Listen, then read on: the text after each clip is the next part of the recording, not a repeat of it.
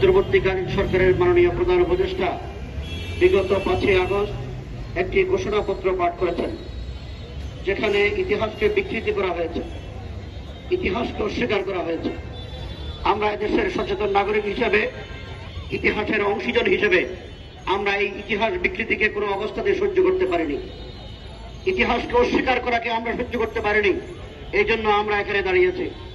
প্রিয় সাংবাদিক বন্ধুগণ, এখানে পিলখানার হত্যাকে অস্বীকার করা হয়েছে, 2013 সালের শাপলা চত্বরের গণহত্যাকে অস্বীকার করা হয়েছে, কোটা বিরোধী আন্দোলনকে অস্বীকার করা হয়েছে, নিরাপদ সড়ক আন্দোলনকে অস্বীকার করা হয়েছে, 21 সালের মোদী বিরোধী আন্দোলনকে অস্বীকার করা হয়েছে।